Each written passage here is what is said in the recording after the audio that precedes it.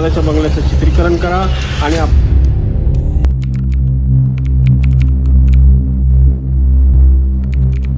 नशिबी नवचैतन्य नव्हतं कारण माझे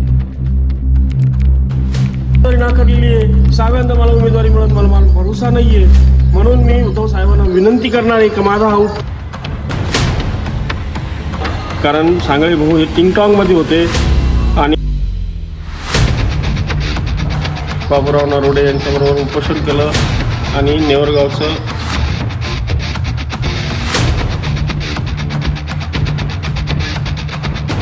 आपल्यासोबत शिवसेना उद्धव बाळासाहेब ठाकरे गटाचे तालुका उपतालुका प्रमुख आहेत. आपण त्यांच्या राजकारणातील कारकिर्दीबद्दल जाणून घेणार आहोत. त्याच्या 14व्या वर्षी राजकारणात प्रवेश केला.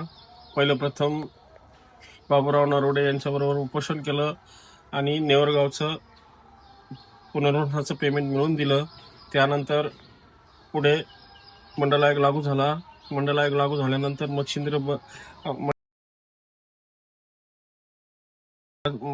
वाण्याच्या माळ्यामध्ये बैठक होती.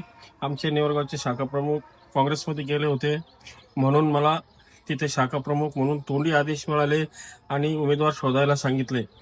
आम्ही उमेदवार शोधून गंगापूरला गेलो. मच्छिंद्र भाऊ बर्डे यांचा फॉर्म भरला आणि त्यांचा पूर्ण खर्च करत आम्ही ट्रॅक्टरमध्ये प्रचार करून 50 मतांनी निवडणूक आम्ही हारलो. त्यानंतर पुढे विधानसभा आली. कैलास पाटील यांना मी विनंती केली की आमचं संकटेश्वर श्री क्षेत्र संकटेश्वर पावतंय, तुम्ही श्रीफळ लावायला नेवरगावला चला. सर्व वस्तू 5 फळं श्रीफळ उदबत्ती मी घेतली आणि आम्ही 6 जण मी कैलास पाटील संपतराव शेजूळ बाळासाहेब पवार हैबतपूर वंशात आमदार बाळू आमदार म्हणतात त्यांना, त्यानंतर मच्छिंद्र आघाडे आणि मच्छिंद्र बर्डे आम्ही सर्व संकटेश्वरात आलो. श्रीफळ लावलं. कैलास पाटलाला उमेदवारी मिळाली. पुढे ते 3-4 महिन्यामध्ये छगन भुजबळ यांच्या नेतृत्वात 11 आमदार शिवसेनेचे फुटले आणि आम्ही ज्या वेळेला आम्हाला आमच्या राजकारणाला अंकुर फुटणार होता तो अंकुर आमचा मोडला गेला. पुढे माने पाटील लासूरच्या वंदनीय बाळासाहेब ठाकरे यांच्या सभेमध्ये ते शिवसेनेत आले. शिवसेनेमध्ये नवचैतन्य निर्माण झालं, पण आमच्या सारख्या निष्ठावान कार्यकर्त्यांच्या नशिबी नवचैतन्य नव्हतं कारण माने पाटलाकडून 2-3 वेळेस मला उमेदवारी नाकारण्यात आली.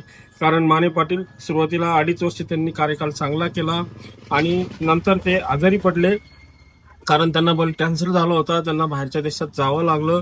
त्यांचं पूर्ण रक्त बदलल्यानंतर चांगले ते क्लिअर झाल्यावर ते आले. नंतर नुकत्याच निवडणुका लागल्या आणि सरलाताई तायडे यांच्या नेतृत्वात 39 कार्यकर्त्यांनी बंड केलं आणि सरलाताई तायडे उमेदवारी मागत होत्या कारण अशोकदादाचा प्लॅन होता. असंच अशोकदादा आशाताई थोरात यांना पुढं करून आमदार झाले होते आणि त्यांची दुसऱ्यांदा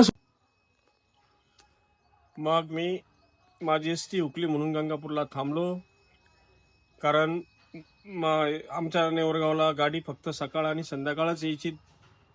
मग मी दाटसाहेबाची मुक्कामी राहण्याचा निर्णय घेतला आणि दाटसाहेबाच्या तिथे थांबल्यानंतर मी शहाणेताईची ते जेवण करू आणि दाटसाहेबाची ते आराम करू ह्या हिशोबाने मी शहाणेताईच्या घरी गेलो. शहाणेताईंना सांगितलं की मी तुमच्याकडे जेवायला येणार आहे. तर ते म्हणे भाऊ बसा मी चहा करते. त्यामध्ये मुंबईवरून फोन आला कारण सांगळे भाऊ हे टिंगटॉंग मध्ये होते आणि फोन आल्यानंतर तो त्यांचा लँडलाईन फोनला आवाज बाहेर काढल्याशिवाय आवाज येत नव्हता. त्यांनी तो आवाज बाहेर काढल्यामुळे मी पूर्ण ऐकत होतो. ताईंनी त्यांना विचारलं तुम्ही जेवले का, तुम्ही कुठं राहता. ते म्हणे मी कुठं राहतो काही सांगणार नाही, पण मी मानेचं तिकीट कापल्याशिवाय गंगापूरला येणार नाही.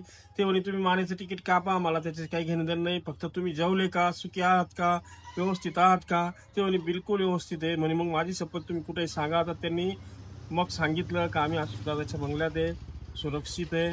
सरलाताई तायड्याच्या नेतृत्वात आम्ही त्यांना तिकीट मिळवणार आहे. मग मी ही गोष्ट माने पाटलाला फोन करून सांगितली. माने पाटील असा असा फोन केला असता अशी माहिती मिळाली, तुम्ही अशोकदादाच्या बंगल्याचं चित्रीकरण करा आणि आपल्याला उमेदवारी भेटून जाईल.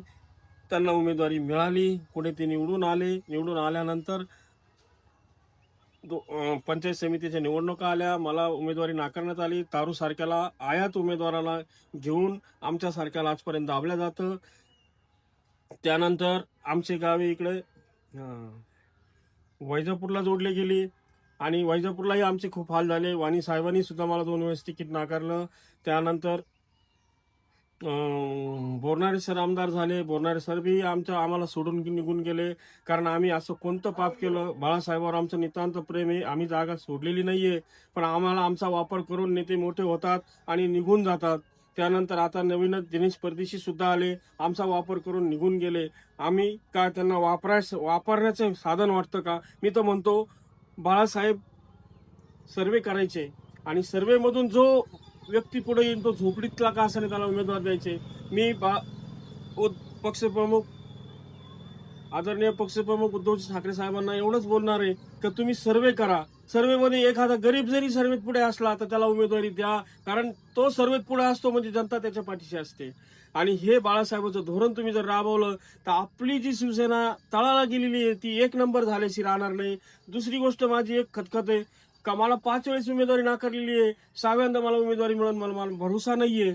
म्हणून मी उद्धव साहेबांना विनंती करणार आहे की माझा हा तालुका प्रमुखाचा कार्यकालही खूप छान गेला, कारण मी गोदावरी नदीवर दोन्ही बाजूनी 25, 30 ठराव जमा करून उद्धवजी महाराज चरणी ठेवले आणि त्यांनी विखे पाटलाच्या माध्यमातून तो पुलाचं टेंडर झालं. थोड्या दिवसात त्याचं उद्घाटन होणार आहे.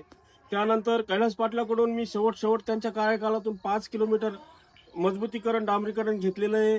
त्यानंतर दानवेदादाच्या माध्यमातून शिक्षक संकटेश्वराला 10 लाख रुपयाचा निधी घेतलेला आहे.